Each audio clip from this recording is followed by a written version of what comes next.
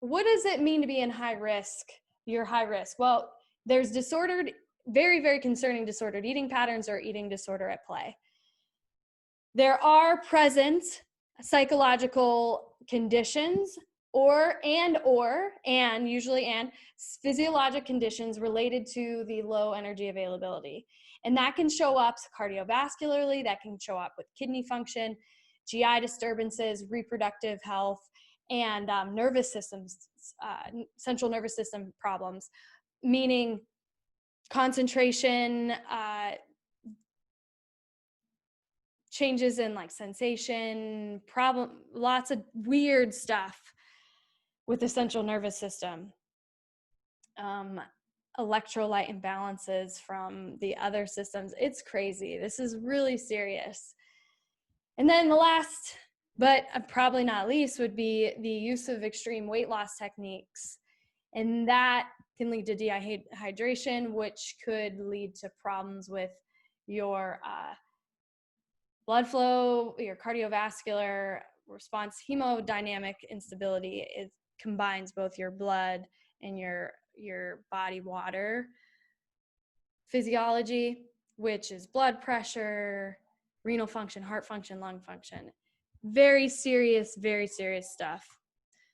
So if you're in this category, your healthcare provider should not be allowing you to participate in sport until it's treated, and then you're reevaluated and you've changed your category to low risk.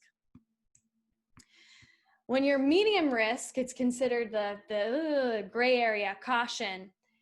What this looks like is low, not always the case, but low % body fat. You can test this have this tested by a DEXA or some other body mass, lean body mass to fat mass to bone health ratios. There's different ones out there. I would say I would want at least a bod pod in body or some other variation of a DEXA, but DEXA is the gold standard. And understand that this is not always, this is relative to you, okay? So if you are regularly 23% body mass, so that's your homeostasis, where you function the most optimally. If you drop, let's say if you're 25%, then you drop to 20% in a month, that is a problem. So it doesn't have to be you're in the danger zone at baseline.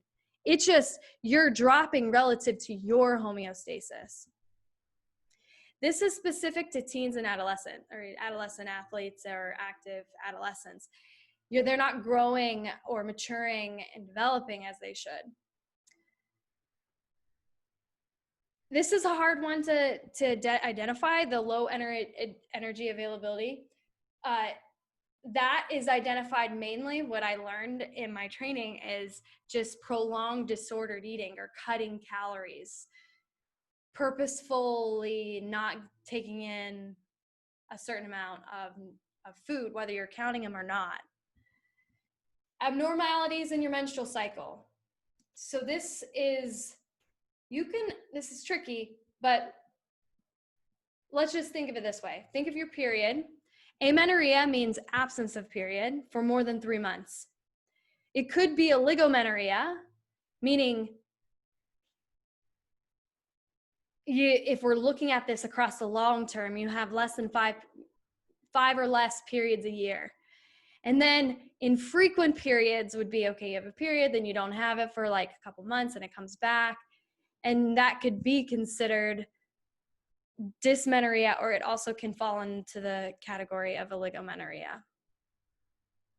Eumenorrhea is normal menstrual function, so having regular periods. The problem here is if you're on birth control, and that birth control restricts your period, you don't know, so you can't go by this. Oops. If you are a teen, if you have a daughter who hasn't reached her period, haven't had her first period by the age of 15, that first period's called menarche or menarche, forget, but I think it's menarche, and that's considered not normal. And then if you have a baseline DEXA scan, your test would show that you have less bone mineral density.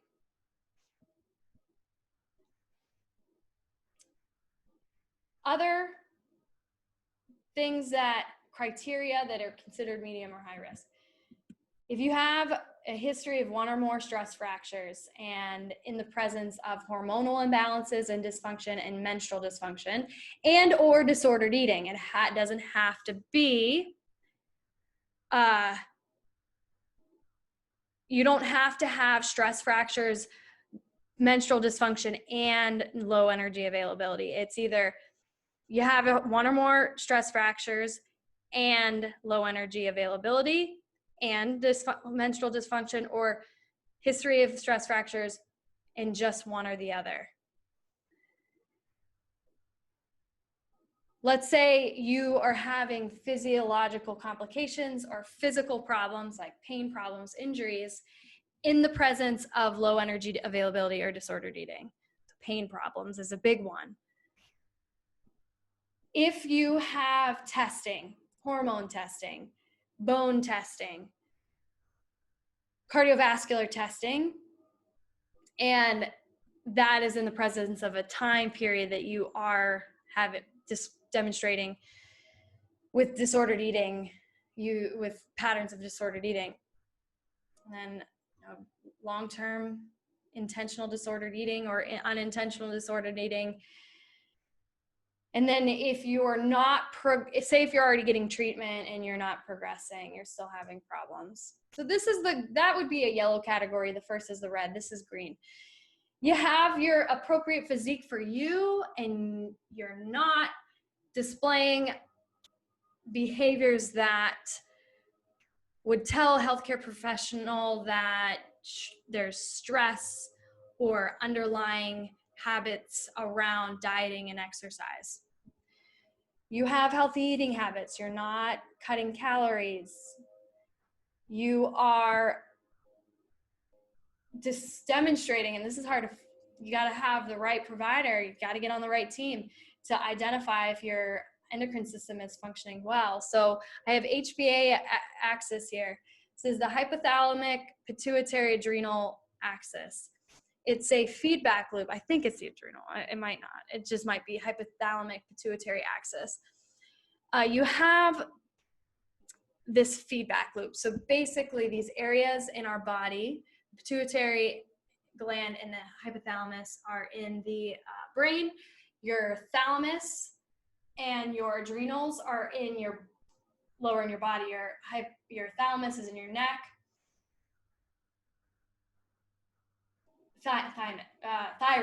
Thyroid, sorry about that. Thyroid is in your neck, and then your adrenal glands are on top of your kidney. And all of these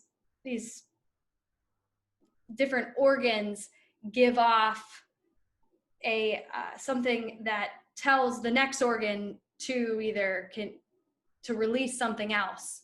And then based on the concentration of each organ, in this case is what they're giving off, they will change what they give off to restore homeostasis or physiologic stability. So that is cortisol, our steroid, like our body steroids. These regulate our menstrual function, our thyroid function, our blood pressure, really, really key stuff. Bone growth, muscle recovery, muscle growth. I mean, it's so important. Healthy musculoskeletal system. You're not having problems with recurrent injuries, pain, or no stress fractures. And then you have, this is a tough one because these aren't readily part of our physical exams. Your bone mineral density is where it should be for your sport, for your ethnicity, and for your age. Just an FYI, we max our max bone mineral density growth potential, meaning like adding on bone, plateaus in our 20s as women, low to mid 20s, probably more on the low end, low 20s. At this point, we have to maintain what we have. And then once we hit menopause, our estrogen levels tank. or go down. Estrogen has a protective effect on our bone. So as we lose it, or if we're in a chronic state of low estrogen, what do you think is impacted? Oftentimes our bones. So it's a lot of women that I've treated have these pain problems, and it's so hard to identify because it's like pain in their spine. But like I said, the spine are areas of stress fractures. And they're hard to identify on imaging and just physical exam.